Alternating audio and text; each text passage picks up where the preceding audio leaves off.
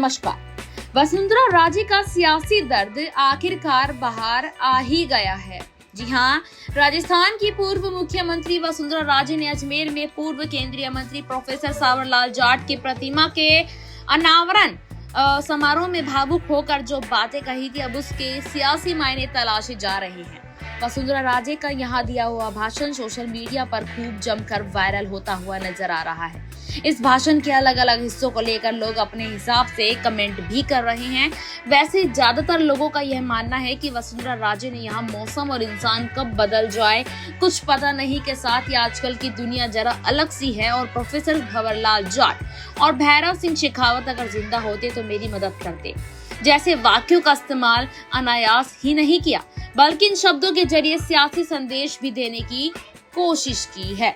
आपकी जानकारी के लिए बता दें, राजस्थान विधानसभा चुनाव के दौरान वसुंधरा राजे ने खूब मेहनत करी, लेकिन फल यहाँ भजन लाल शर्मा को मिलता नजर आया। यानी कि राजस्थान की सीएम की लगाम जो है वो भजन लाल शर्मा के हाथों दे दी गई, जिस वजह से वसुंधरा राजे कहीं ना कहीं जो है अपनी नाराजगी ऐसे ही मंच से निकालती नजर आती है।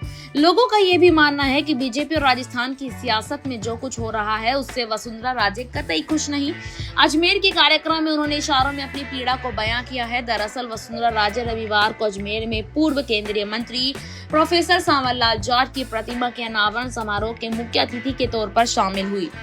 यहाँ उन्होंने एक बड़ी बात कही। वसुंधरा राजे ने कहा कि मौसम और इंसान कब बदल जाए कोई भरोसा नहीं होता। आजकल राजनीति में लोग नई दुनिया बसा लेते हैं, एक चेहरे पर कई चेहरे लगा लेते हैं, पर प्रोफेसर सावरलाल जाट ऐसे नहीं थे। वे मरते दम तक मेरे साथ थे और मेरी मदद करते थे। वसुंधरा राजे ने इस कार्यक्रम में आगे कहा कि उपराष्ट्रपति भैरव सिंह शेखावत, प्रोफेसर सावरलाल जाट जी और स्वर्गीय डॉक्टर दिगंबर सिंह जी के चले जाने से मेरा बहुत नुकसान हुआ। ये लोग मेरी मदद के लिए हमेशा तैयार रहते थे। यह लोग जीवित होते तो आज मेरी मदद जरूर करते। अपने भाषण में उन्होंने ये भी कहा कि आजकल की दुनिया जरा अलग सी हो गई है। ऐसा नहीं कि वसुंधरा राजे ने ये सारी बातें भावुक होकर अनायास ही कह दी। अपनी स्पीच का ज्यादातर हिस्सा वह कागज पर नोट करके ले आई थी।